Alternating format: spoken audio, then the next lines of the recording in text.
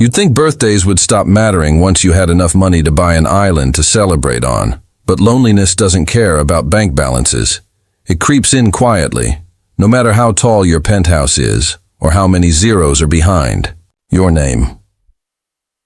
I was sitting alone at Willow's Diner that night, watching the wax drip down 3 tiny blue candles on a slice of chocolate cake I hadn't ordered.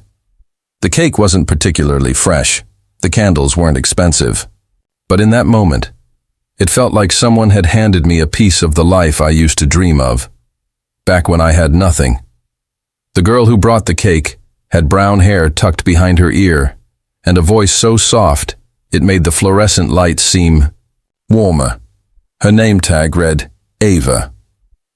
I'd seen her a few times before, always polite, always running between tables with tired feet, and a smile that didn't belong in a place so worn down. She stood beside my table and started singing. Happy birthday to you. Her voice trembled just slightly, like she wasn't used to singing in front of strangers, but she kept going.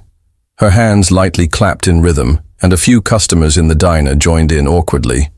The song ended. She smiled. Make a wish. Sir, she said with a kind of sincerity I hadn't seen in years. I stared at the candles, wished for nothing, then blew them out. What made you do that? I asked her. She gave a simple shrug. Because nobody should have to celebrate their birthday alone. That hit me like a freight train. She had no idea who I was. To her, I was just a man in a navy blue shirt, quiet and forgettable. But in truth, I owned the building across the street. I had 3 private jets, a growing tech empire, and lawyers on speed dial. Yet in this tiny booth at this greasy spoon diner, I felt more human than I had in months. I wasn't always this man, the kind with power in his signature. Once, I was broke and invisible. I grew up in a rusted-out trailer just outside Kansas City. My dad worked double shifts at a steel mill. Mom cleaned motel bathrooms until her hands bled through the gloves. I was the skinny kid with holes in his sneakers and a notebook full of business ideas nobody cared about.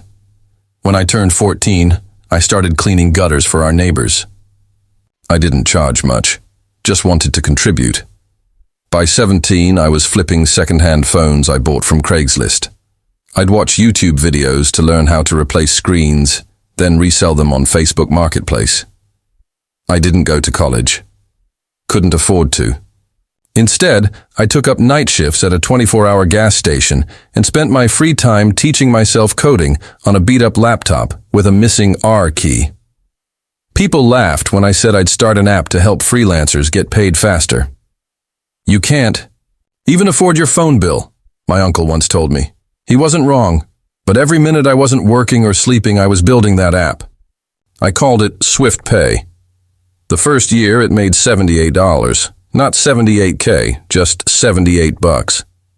But I still remember the first notification. New user, Maria. Therapist just signed up. It felt like lightning in my chest. Fast forward a few years. After dozens of failures, I found a niche in the finance automation space. We helped small businesses handle invoices, payroll, and client payments, all from one dashboard. Investors said no over 80 times. I slept in the back of a laundromat for 3 weeks to save on rent. I washed my only dress shirt in the same machine as strangers' socks, but I didn't quit. Not when I had to sell my guitar. Not when I missed my mom's funeral because I couldn't afford the flight home. Not even when I was down to eating ramen twice a day and using a library's free Wi-Fi to keep SwiftPay online. And then one day, it happened. A small investment. Firm in Chicago said yes. They wired me $250,000.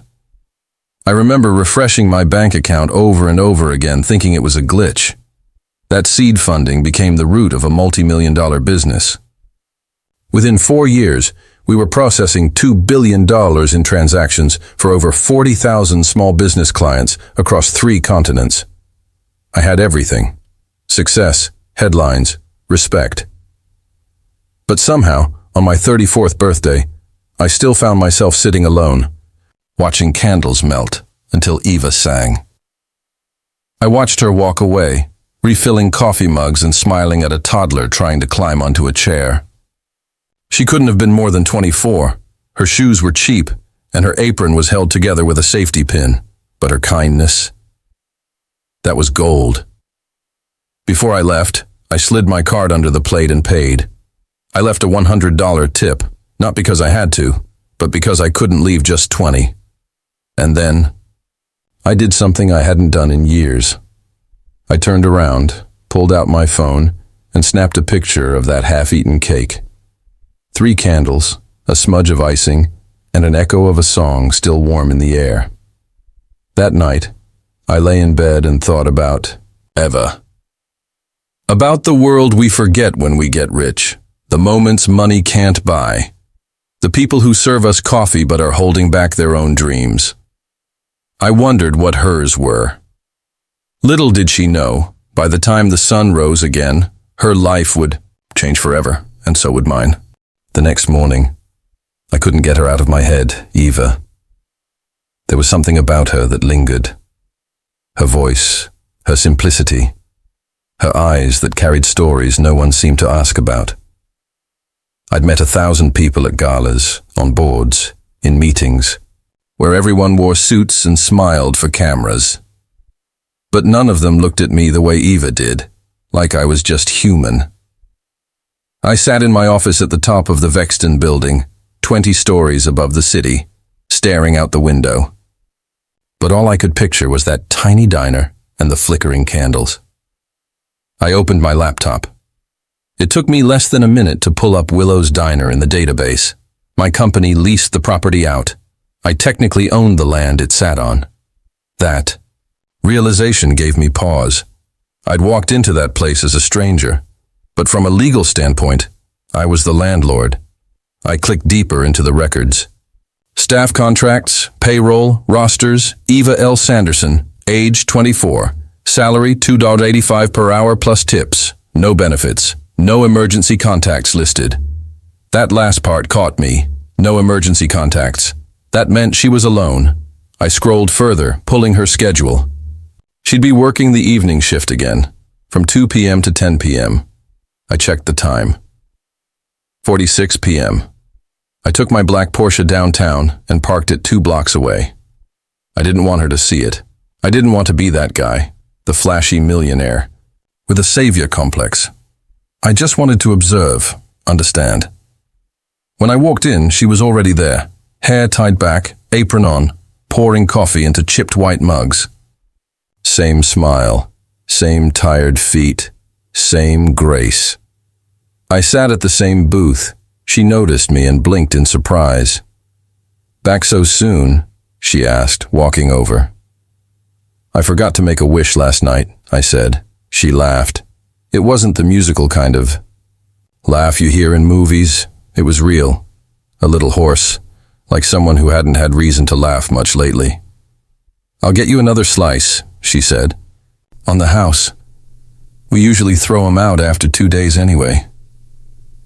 As she walked away, I watched her speak to the cook, an older man in a white paper hat with grease on his collar.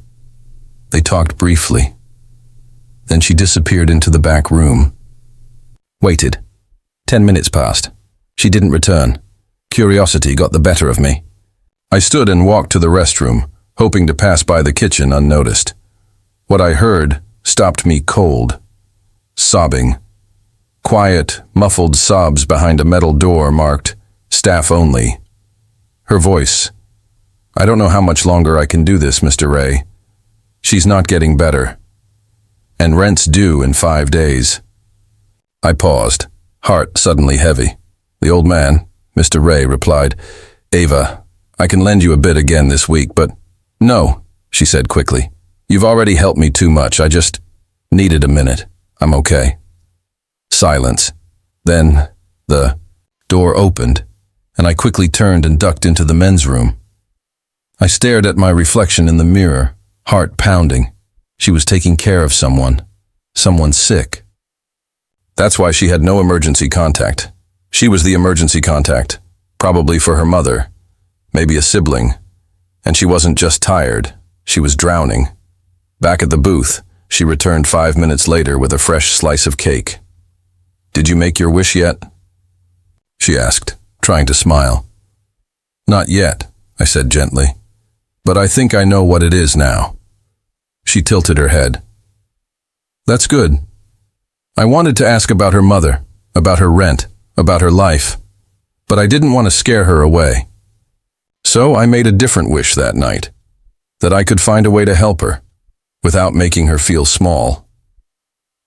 That evening, I went back to my office and called my assistant Meredith.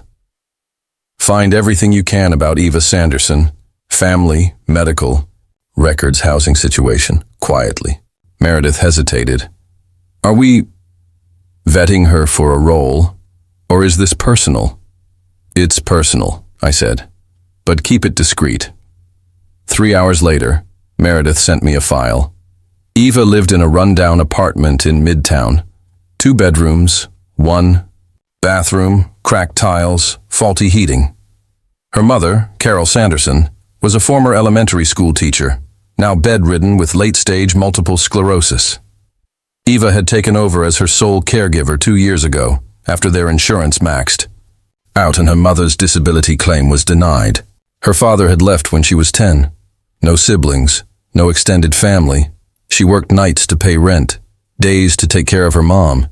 She hadn't been enrolled in college since she dropped out of nursing school 3 years ago. Too expensive. No time. But her grades had been exceptional. One note from the file stood out. Eva once volunteered at St. Mary's Hospital Pediatric Oncology Unit for 2 years. She wasn't just kind to strangers. She had a history of putting herself last.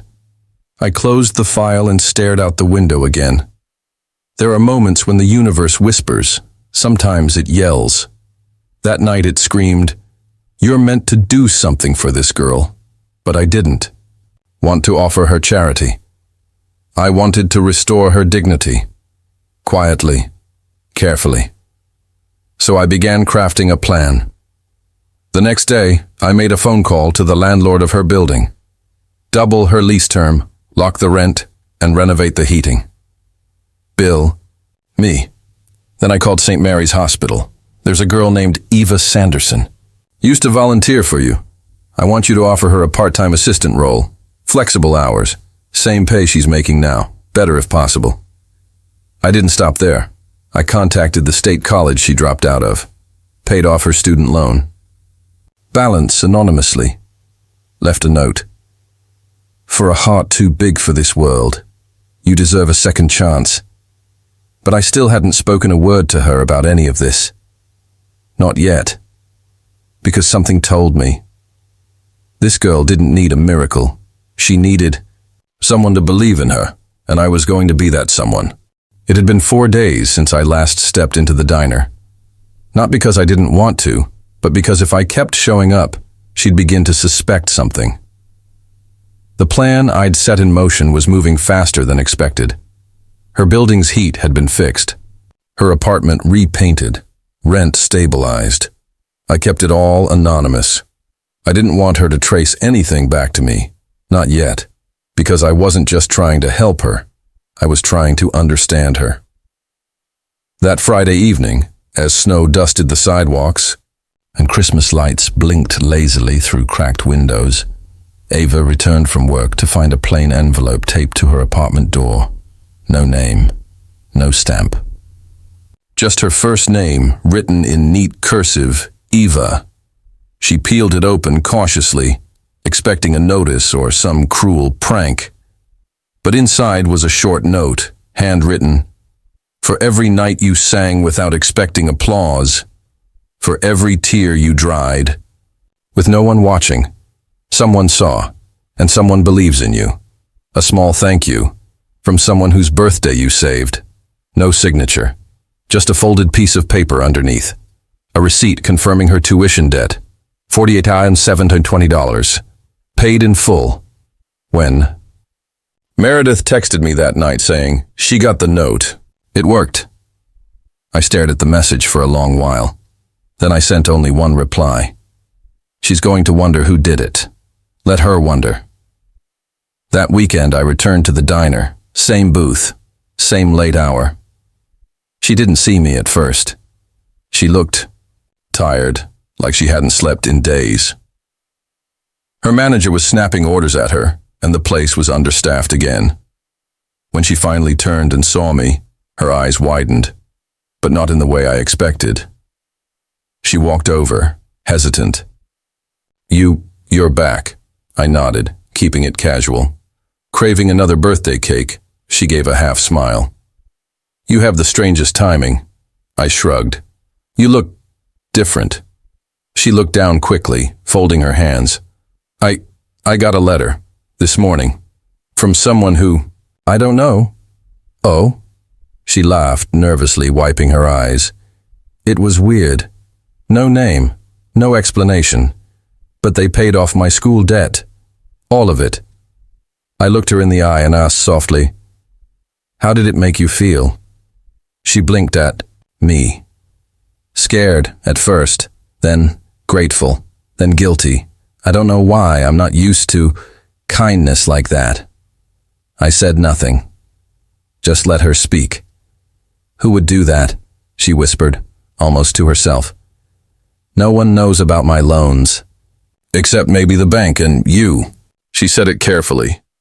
I remember you asked me about school, about nursing. I smiled.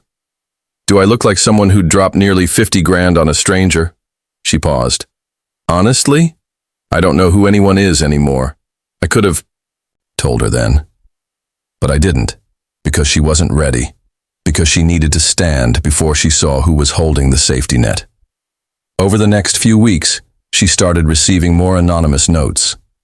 A fresh delivery of groceries at her door, a care package for her mother with herbal teas, warm blankets, and a new wheelchair. An envelope tucked under her pillow at work, containing a gift card to a bookstore and a note. Don't forget who you used to be before life got loud. You're still her. She began to smile more at work. Her steps, though tired, weren't so heavy, and for the first time, I saw a spark return to her. But I wasn't the only one who noticed. One night, I arrived earlier than usual and saw her, talking to a man at the counter, a young guy, mid-20s, good-looking, dressed in a delivery uniform. I recognized the logo. One of our contracted shipping partners. They were laughing, not the nervous kind, the familiar kind. Something tightened in my chest. I wasn't expecting to feel jealous. He handed her a coffee, and she thanked him with a warm smile. He didn't leave right away. He lingered. I sat at the booth quietly, pretending to read the menu. When she finally came over, she was still smiling. You're early, she said. You're glowing, I replied. She tilted her head, amused. New moisturizer, or maybe just less stress. A miracle occurred, remember? I nodded. Any idea who the miracle worker is yet? She stared at me, then slowly shook her head. No, but I think he, or she, is watching me. I keep feeling like someone's waiting for me to fall, but instead of hitting the ground, I keep landing softly. I looked at her for a long time and said, maybe they're not trying to save you. Maybe they just want to see what you'll become when you finally don't have to survive. She didn't reply. She just stared at me like I'd read her mind. And in that moment, I realized something. I was falling. Not for the girl in the apron, but for the warrior beneath it. The girl who sang to strangers, cried in silence, and never once asked, what about me? It was a Tuesday morning when Meredith called me.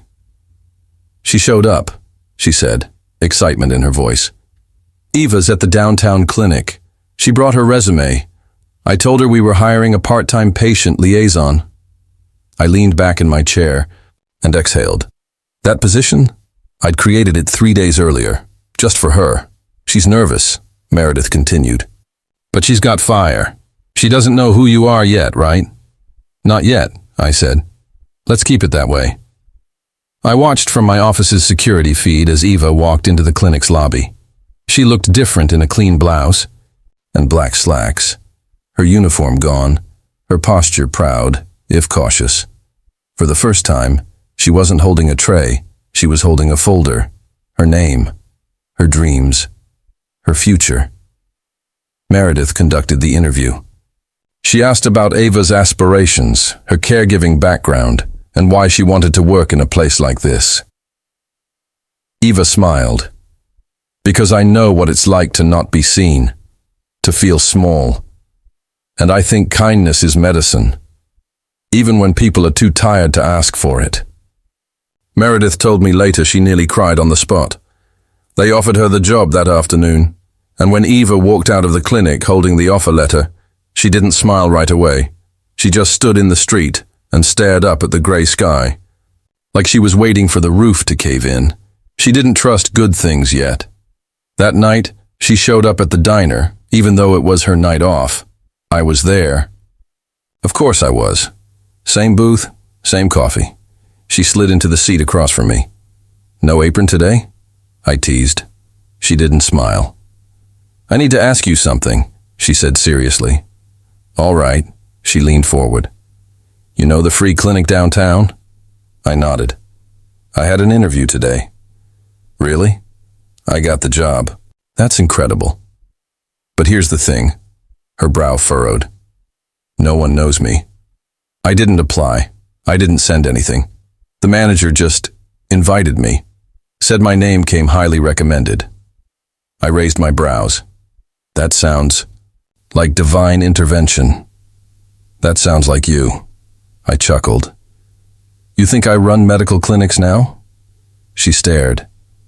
I think you're not who you pretend to be. I think you know more than you're letting on. And I think you're the one who's been leaving me those notes. I tilted my head and looked her square in the eyes. And if I was, I asked, would that scare you? Or would it make you wonder why? She blinked. It would make me want to know who you are, and why someone like you, who could be anywhere in the world, is sitting in a crummy booth at a run-down diner, watching my life like it's a movie. I didn't answer, because I wasn't ready to tell her the truth. Because even though I'd saved companies, built empires, and cracked the code of wealth, I had no clue how to explain my heart, but I knew I had to. Soon. 2 weeks passed. Eva started working at the clinic part-time, still waitressing at night. She was burning the candle at both ends, but there was a light in her now that couldn't be dimmed. She was seeing what she was capable of. She helped a homeless vet reunite with his sister, sat with an elderly woman who cried about losing her cat. She even got the stubborn night janitor to start humming again. I watched her move through pain like a dancer, never stepping over it, but through it, like she was born to lift others. And I thought to myself, how does someone like that not even know how powerful they are? Then came the day I dreaded. My face appeared in the news again. It wasn't scandal, it was business, a new tech campus, a $50 million donation. My name and picture splashed across every local channel and newsstand. That night, when I entered the diner, Eva was gone. The hostess said she'd asked to leave early. No explanation. I knew. She'd found out. She finally knew who I was. When I got home, I found an envelope on my doorstep. My name, my real name, was written on it. Inside was a single note. Thank you for the miracles. But I don't need a savior. I needed a friend. Please don't make me feel small again. I sat down on the cold floor, letter in hand. I had tried so hard to be careful, to empower her, not rescue her. But in the end, I had crossed a line. I'd hidden the truth in a box wrapped with kindness. And now the trust I'd built with her was cracking. I had one chance left. Not to impress her, but to stand in front of her, not as a millionaire, not as a mystery, but as a man who saw her before she ever saw me. The next morning, I waited outside the clinic where Eva now worked. She hadn't replied to my texts. She hadn't blocked me either, so there was still a crack in the door. When she walked out, She stopped mid-step the moment she saw me. No smile. No wave, just silence, heavy and honest. I owe you an explanation, I said. She crossed her arms. No, you owe me honesty. You had 100 chances. I know. She turned to go, but I stepped beside her. I never wanted to be another man who handed you something to fix his guilt. I wasn't trying to play God, I didn't know how to tell you that the only thing I wanted in return was your time. She didn't speak. So I did what I hadn't done for anyone in years. I told her everything. I told her my name, my real name. Told her about the startup I'd launched in a rented garage. The nights I slept under my desk. The friend I lost to. Burnout. The betrayal that nearly bankrupted me. The moment I realized I was rich in dollars but broke in spirit. And then I told her what changed me. Her voice singing "Happy Birthday" to a man she didn't know. A girl who lit a candle in a diner no one cared about, a moment I'll never forget. She stared at me with red-rimmed eyes. So you were just watching me? The whole time? I was seeing you. There's a difference. But you let me feel like I had a shot at something real. A job. A future. All while knowing it wasn't real. It was real, Eva. You earned every bit of it. The job, the praise, the lives you touched. I just made sure the door was unlocked. You kicked it open. Her voice cracked. You made me feel like I had finally done something on my own. And now I don't know if anything I have is mine. I took a step forward. Eva, everything you have now, it's because of who you are, not because of me. She blinked slowly, processing. Then she whispered, "Why didn't you just tell me who you were from the start?" And I said the truest thing I'd ever said. Because I didn't want to be seen for what I own. I wanted to be known for what I feel. And when you sang that song to me, you saw a man, not a fortune. That night she didn't come back to the diner. She didn't return my calls. But she didn't disappear either. She went quiet. The kind of quiet people need before deciding whether a door should be reopened or sealed forever. I let her be. Weeks passed. She kept working at the clinic. She'd stopped working at the diner. She'd made her choice to rise, and I respected it. Then one Thursday evening my intercom buzzed. "Mr. Grant, there's someone here to see you. No appointment." I asked who. She said you'll know her voice. When she stepped into my office, she looked different. Same eyes, same soul, but taller somehow. Like someone who'd figured out she belonged in any room she entered. "I thought about what you said," Eva began. "And?" She placed a folded note on my desk. I recognized the paper. It was from her old Waitress notepad. I opened it. It said, "The only thing better than a miracle is knowing it came from someone who believed in you before you believed in yourself." I looked up, and her voice trembled just slightly. "I'm still not sure I trust all of this. But I trust that the person who sat in that booth every night saw me before anyone else did." She took a breath. "I'm not going to run from this anymore." That night, we didn't go to a 5-star restaurant. We didn't ride in a limo. We went back to the diner. Same booth, same coffee, and this time, she paid. We talked for hours about everything and nothing, about her dream of starting a nonprofit for young caregivers. About my plan to convert my foundation into something more human-centered. We weren't a billionaire and a waitress. We were just two people. Two people who had come through fire, who had burned and bent and rebuilt themselves. When she finally smiled at me that night, the real, full smile I hadn't seen since that first birthday song, I knew. Money could buy many things. But this was earned. Not purchased. And just when I thought the moment couldn't get more surreal, the waitress on duty, one of Eva's old friends, walked over with a cupcake, a candle flickering. She looked at Eva and said, "Happy birthday, girl. It's not till next week, but I heard you finally got your miracle." Eva looked at me. Then she blew out the candle. But this time, she didn't wish for escape. She wished for growth. Some endings don't come with fireworks. Some come quietly, with a knock on the door, or the soft click of heels entering a boardroom they were never supposed to walk into. Eva never asked for a favor again. But one morning, she walked into my office holding a manila folder and a cup of coffee she'd brewed herself. Her idea was bold, a community center in the heart of our city's forgotten zone. It would be part shelter, part training facility, part after-school. Haven, not charity, opportunity. A place where single moms could learn trades, where ex-waitresses could study nursing, where the next Eva could walk in as a nobody and walk out full of purpose.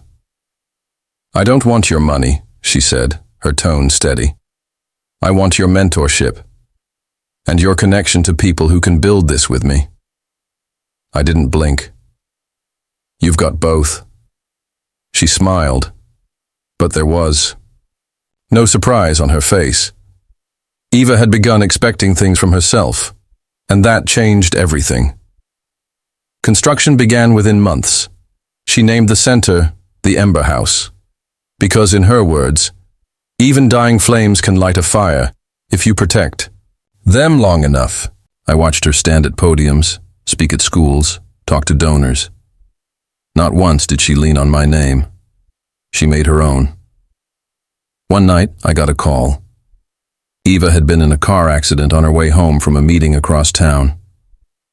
My heart nearly stopped, but she was okay, shaken, bruised, but alive. When I arrived at the hospital, she looked up from the bed and said, "Guess I still don't know how to quit when I'm tired." I reached for her hand, and she didn't pull away. "I don't ever want to lose you again," I said softly. Her voice was hoarse but calm. "Then don't make me guess who you are." So I made her a promise. No more disguises. No more silent investments. No more waiting in shadows hoping to be seen. She'd seen me already. Now it was time to be seen. Together. A year later, we stood side by side at the grand opening of Ember House. The press wanted to know what made me support a small-time idea. I looked at them, then at Eva, and said, "This wasn't my idea. It was hers. I'm just a lucky man who got invited to witness it." Then I stepped back and let Eva take the mic. That night, we walked the halls of Ember House alone. In one of the rooms, a little girl sat with her mother, eating dinner served by a young volunteer. She looked up and waved. "Are you the people who made this place?" Eva knelt beside her. "No, sweetheart. You are. We just built the walls." In the silence that followed, I realized I hadn't just found someone who healed my loneliness. I'd found someone who made meaning out of pain and taught me how to do the same. Some love stories don't start with roses. They start with broken dreams, burnt toast, and a birthday candle in a diner. But the flame still burns. Not because of money, because someone dared to sing,